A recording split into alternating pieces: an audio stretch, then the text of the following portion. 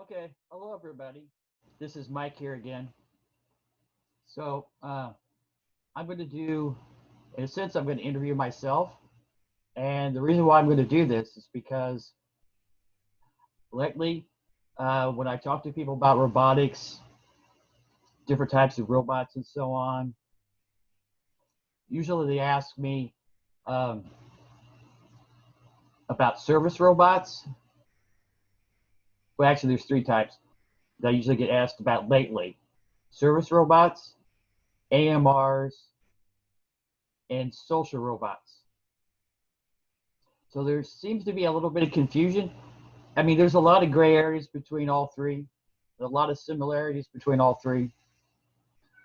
So what I'm going to try to do is kind of discuss the differences, but I'm going to, for this video, I'm going to just look at what a social robot is to try to help people out because it's kind of a newer twist on everything.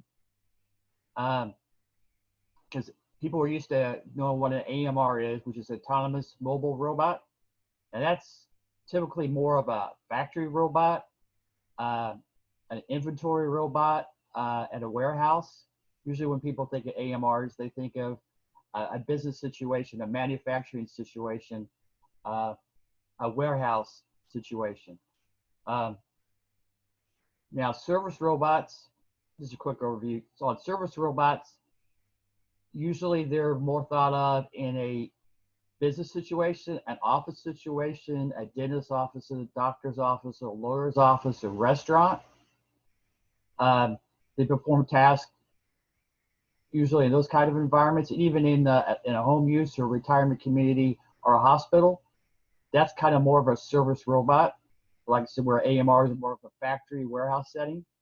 And then the final category, which I think is kind of interesting because it's kind of a newer development in the last few years because of AI and other stuff, uh, is social robots. And so I'll give you some examples here in a second. I just want to kind of give you a rough overview. So with social robots, they really don't perform a task like AMR or a service robot does. They're more of an interactive robot. They kind of more like a C3PO, see R2D2, perform a lot of functions. C3PO is more of a intermediary, human cyborg relations, more of a social talkative robot. So real quickly, Snow back here kind of fits that gray area, but she's more of a service robot, and she think of her as like a mobile kiosk. Think of her as Alexa, Google Assist, mobile Google Assist, a mobile kiosk. So even though she's kind of the gray area, she does both social and service tasks. Uh, I consider her more of a service robot because she has some practical use, not practical uses, but she can perform tasks that you consider probably adding value to a business or an office or a situation. She's more of a great example is a service robot is more of a butler,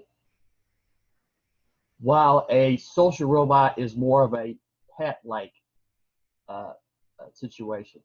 Because a butler can do tasks for you or can help you with tasks.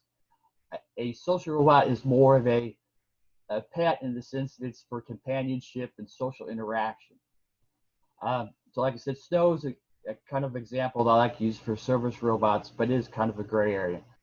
So now what I'm going to try to do is give you a really good example of a social robot. It's almost a pure social robot. And this kind of maybe help you understand what a social robot is and kind of what it wants to do. So I think the Love Bot out of Japan is a great example of what a pure social robot is. So let me kind of share my screen.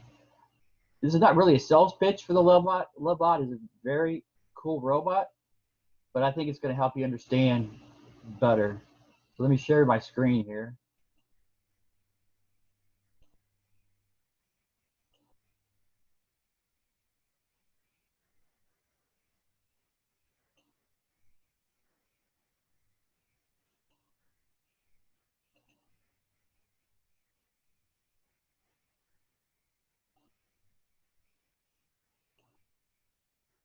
So, okay, this is the LoveBot.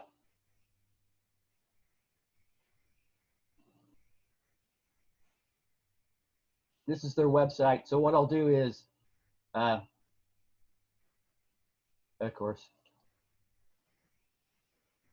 So the LoveBot, as you can see, cute, cuddly, warm. It's got the big eyes, big pupils, kind of very appealing, very friendly. People like to interact with it, play with it, because it's very cute. It's designed that way. And as you can see, it's a very pet-like, and you kind of interact it like you would with a pet, not like you would with Alexa, Google Assist, robot, or butler. So the cool thing, this is just their website. I'll put a link to their website in the description for this video. This is a Japanese company. So kind of show off that and a little intro video.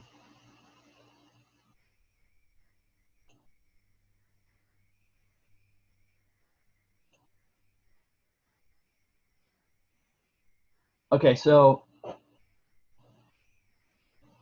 just kind of some cool things about the LoveBot.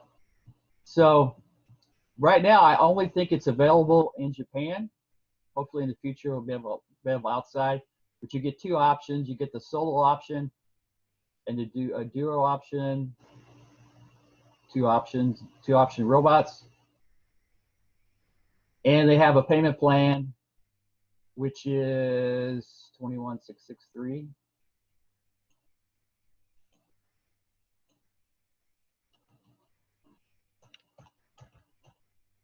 Which is about $210 per month. What's the other one? I think it's about double. Pretty sure. I mean, that makes sense. It would be double. About $400 a month payment plan. They also have a care plan too, that you can buy, maintenance plan. But these are your two buying options. Now, the cool thing about the LoveBot, and you can see more and more as I talk about it, how it is really a social robot. It's a pet. It's a companion robot. It's not really an assistant. But you can have different colored clothing, skin. You can actually change this, and the robot will actually interact differently depending on what skin it's wearing or what clothes it's wearing. There's all kinds of different varieties, colors and shapes, sizes, and types. So you can kind of personalize your robot. And you can even change the outfit for the season, the weather, or your mood, or whatever. Like I said, the robot will interact, will play and interact differently based on what clothes it's wearing through its AI software.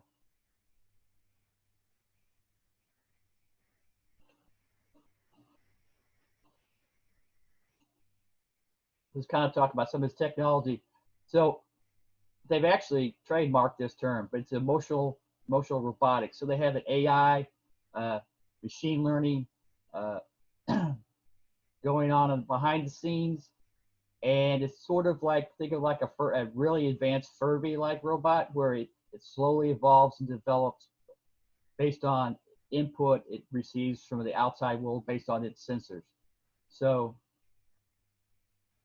that top hub sensor, kind of like a top knot, a semi-automatic top knot, has a 360 high definition camera, microphones and speakers, because the robot talks. The robot also has facial recognition. It can recognize your face. I think it can individually recognize up to about 1,000 people. And then it has voice recognition, so it associates your face, the facial pictures, and the voice with you.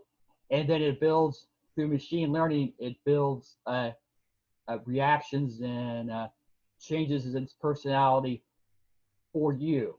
So it will act differently to you than it would react differently to somebody else based on how you interact with them. Like, if you like to pick the robot up, then the robot will learn this, that they will try to get you to pick it up. But if you don't like to pick the robot up for whatever reason, the robot will start learning this, and instead of trying to ask you, beg you to have it picked up, it will do other things like try to get you to pet it or socialize with it or play with it, if that makes sense. Camera, so on, yeah. So it does use deep learning, machine learning, and it develops a personality and interaction with you. So your interaction will be different than somebody else's interaction with the robot. So I got 50 different sensors. The eyes are really cool. You can actually change the eyes. I'll show you how you do that. There's an app. There's a really cool app that they just came out with and developed for the Lovebot. So you can do some changes to it. But just a little side note, big eyes, big pupils, or at least for us humans, is very appealing. That's why you see your dogs and your cats. We like dogs and cats because they're big eyes and big pupils.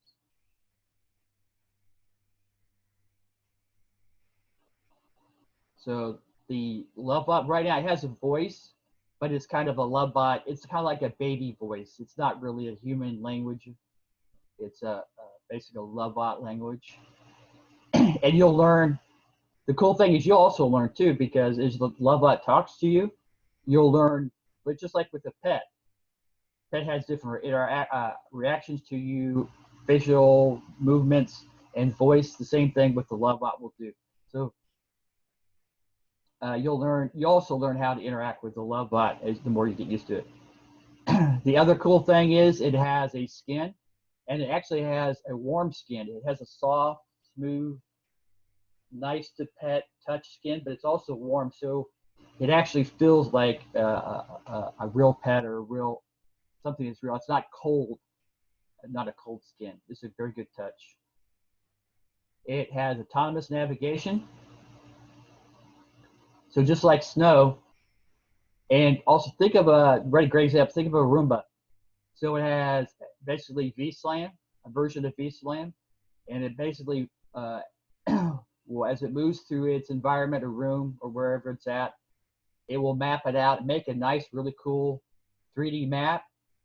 And then through localization, SLAM, and the camera, it can constantly update its position on the map and navigate throughout the room, and also interact with moving subjects like us, because we're not a stationary, so it will be able to use the map to see where it's at, and then see where you're at, and then move, and then autonomously move around the room, move to you, to other places in the room, out and to its battery station, because it can, when the battery gets really low, it would actually move back to its battery station and recharge itself without you doing anything.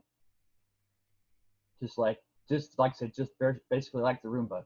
And this is called SLAM, actually VSLAM, or visual camera localization.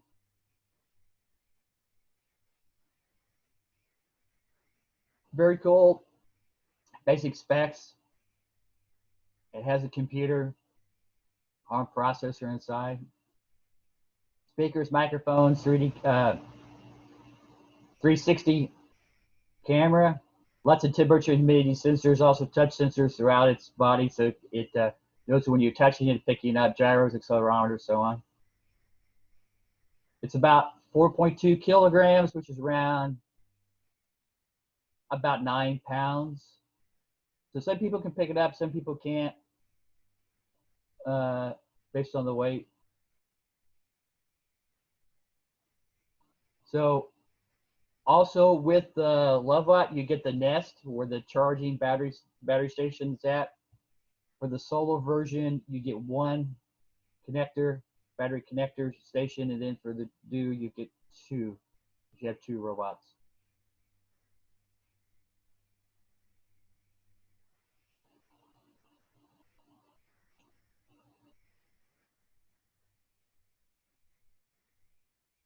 think I've already talked about this. So you like I said, 2 options, different colors, so on.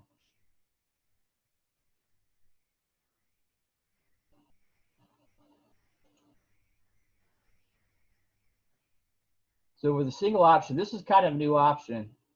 For the single option, like I was saying, monthly. Oh, that's a dual option. I am sorry. For the single option, it's 21.63 yen. We said it was around $210 a month. So they have delivery orders. So it looks like for right now, January and February may be sold out, except for later. So you have to order in advance for the robot, and you select your plan. Like I said, the delivery options for the solo robot is a single charging station.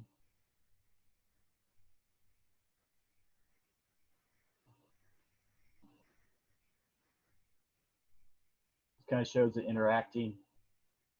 So this is why I'm saying this is a very good example of what a dedicated social robot is. It's not really a butler. It is more of a pet.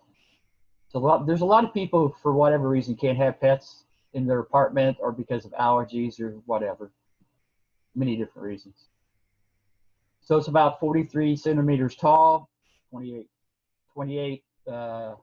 width and length of 26. And there's your docking station, 46 centimeters long, 30 centimeters wide, 46 centimeters tall. Now, this is what I was kind of talking about. There's a really cool app they've developed now for it. So you can actually interact with your Lovebot through the app, not just in person. So when you're,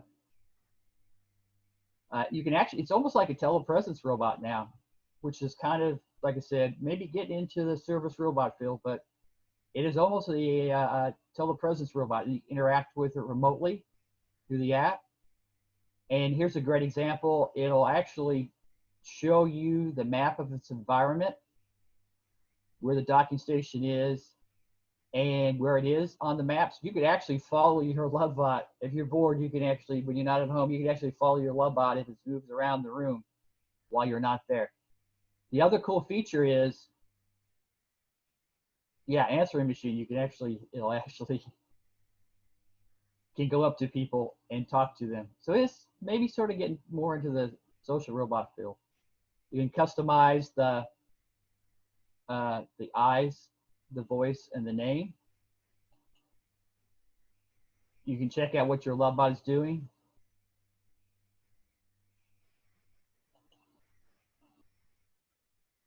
The Lovebot will welcome you home when you get home. Yeah. Where's your front door? And then through the app, it knows you're coming home. It'd be like almost like a pet. It'll just come to the door, wait for you, because the app's saying that you're almost home. Answering machine. So the Lovebot's getting very more and more sophisticated now. But the cool thing about the app is that it'll actually show you. I think the Roomba does this now too. It actually shows you the map it has created and where it is on the map and what it's doing during the day when you're not at home. And the cool thing is, I don't know if they show that, but you can actually through the app see kind of like the answer machine. You can actually, so if somebody comes into your or you just want to check, you can see what the camera sees through the app, and you can actually kind of sort of interact through the app with that person. So let's say you're on vacation, you're not near, you can actually have your Lovebot through the app drive around your apartment, your room, or your house while you're not there. You can see the video feed from the camera, and you can kind of monitor your house, almost like a security, sort of almost like a security guard. You can change its clothes. And like I said, the Lovebot will register what it's wearing, and it'll modify its behavior based on what it's wearing through that emotional AI machine learning It does. Oh, cute picture. Yeah, warm skin. The big pupils, big eyes make it more appealing. Like I said, very, very interactive. It's designed to be very interactive, like a pet would be, like a dog would be, a cat would be.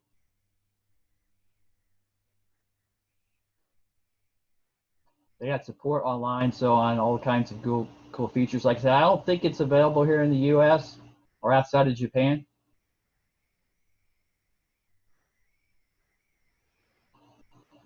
So a lot of people can't have pets for whatever reason. So you're going to see, and in today's environment where everybody's more, we're like, by the drop of the hat, we just start quarantine for all kinds of reasons. It would be nice to have a social, interactive pet or robot in your home to keep you company while you're quarantining yourself. So 36 payments at 21,663 yen.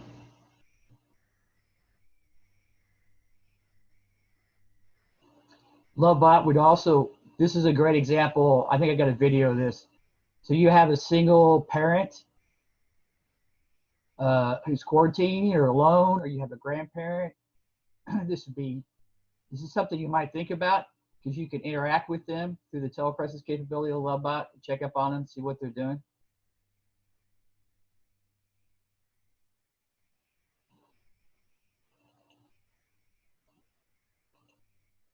So the two robots is very similar, just almost double the price, around $410 US, and you have to pre-order. You get two robots and two charging stations. One of the drawbacks about this robot, because of its size, is it's only about 40-45 minutes battery charge, and then it takes about 20 minutes to charge it. That's why a lot of people buy the two robot options, so one robot can be out while the other's charging. The cool thing also, they've also improved the robot, so when you have two, the robots actually interact with each other, play with each other, like two pets would. So the robot can definitely entertain you if you have two. They actually entertain themselves. Everything's very similar, except the charging station is basically double the length because you have two charging ports. Same app that you control the robots with, and you can have one robot with different colors or different uniforms, outfits on.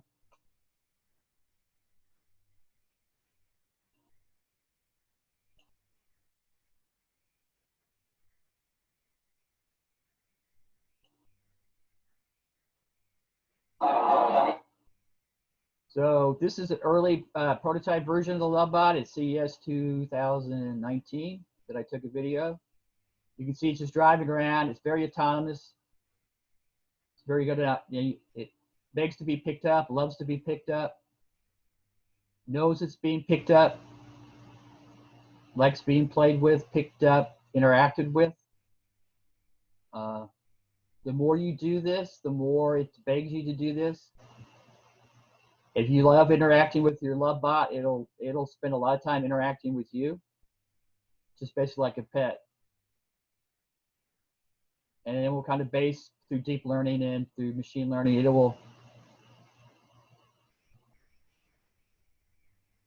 very cool. Let's see if I got another really cool video.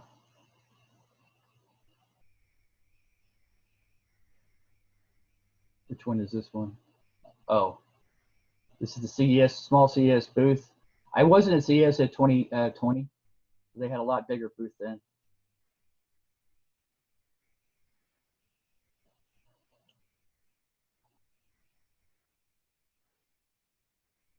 So you can really see the camera and the microphones and everything, that high def camera. It's actually sleeping. Kind of like a cat. You pick it up and the cat falls asleep on your lap.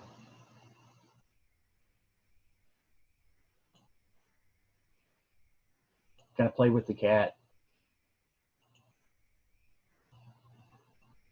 So does a decent job, not a perfect job, does a decent job of not autonomous navigation. It's a lot better than it was almost 2 years ago.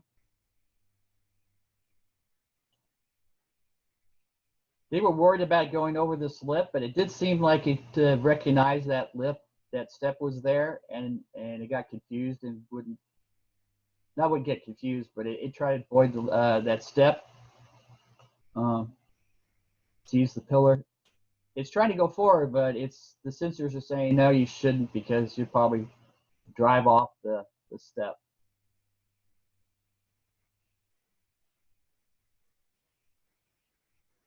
So it's kind of cool videos I took.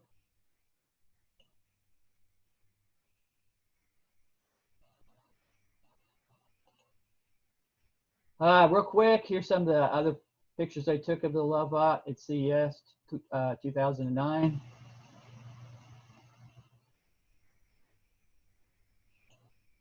Showing off the different skins you can put on it.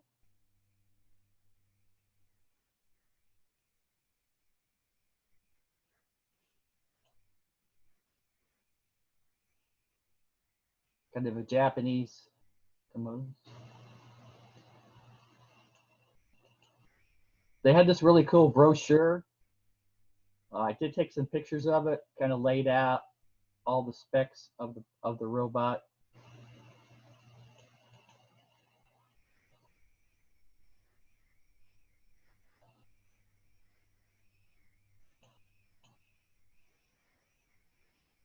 Kind of slow. Sorry. So back in 2009, like I said, social robots are sort of new. There's expensive ones like the Lovebot and more lower end ones. But I think Lovebot is a great example of what a social robot is. Kind of give you an idea of what a social robot is, and when you see it, and then all the different sensors it has, touch sensors all over the body, so you can tell when you're petting it on the different sides and top of the head and the tummy and so on. Even the nose, you can hit the nose switch, and it'll react differently with you. See, there's a lot going on inside of the Lovebot. The computer's up here in the head, and all the motors and stuff at the bottom, the wheels.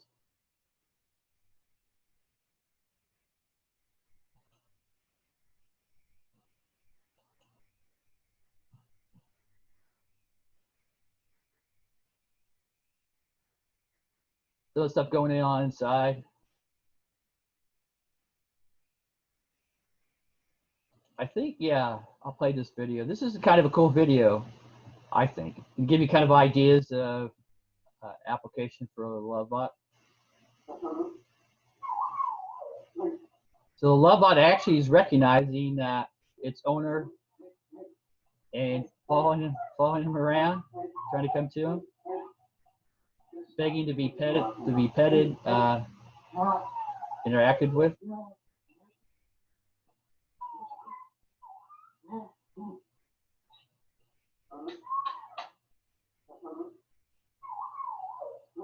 So yeah, that clapping, actually the Lovebot's kind of learned through the clapping to come to its owner. And it's following him around and begging to be picked up or interacted with, touched. Just like a pet, just like your cat or your dog will come up beg you to pay attention to it. But what I like about the social robots is, like I said, in today's environment, where people are isolated, quarantined, and so on, it really helps to have something to interact with, the pet or robot. That's where I think the great things that social robots can do for us. And if they have, like the Lovebot is starting to develop a telepresence capability, people with the app and the access to your Lovebot can then check up your room, your house, your environment, and so on. So it's expensive telepresence robot, but it's definitely more capable telepresence robot. It does more than just telepresence.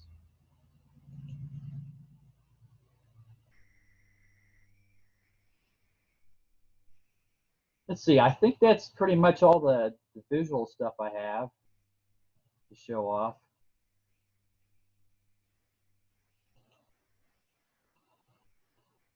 So again, I really just kind of wanted to do this video. I might do a video on AMRs next, but or service robots, whichever. I just kind of wanted to say that I've been hearing this lately. People asking me, what is a social robot? What is a service robot? Why is it AMR? So there's a lot of similarities between them, but there's also lots of differences. There are some gray areas like Snow. She's kind of a hybrid between a social service robot. But the Lovebot, like I said, the reason why I wanted to use the Lovebot is because I think the Lovebot is a very good example of what a social robot is. And I really think that's the next big area, because you can see the Lovebot has developed machine learning and AI to start developing a personality, interaction with you based on how you interact with it. So I think that's where social robots are going, and I can see all kinds of really cool applications for social robots in the future. Yes, they're kind of expensive. There's other examples of a lot cheaper social robots, but they're very limited in their interactions between you and them. But all kinds of cool possibilities. So I hope this video helped kind of give you an idea of what a social robot is and where social robots is going.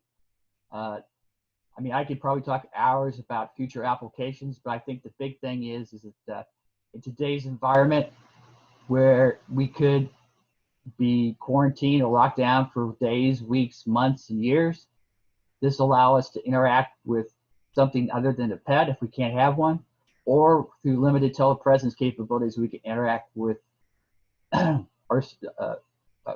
somebody in a house with a Lovebot or social robot. So I hope this helped.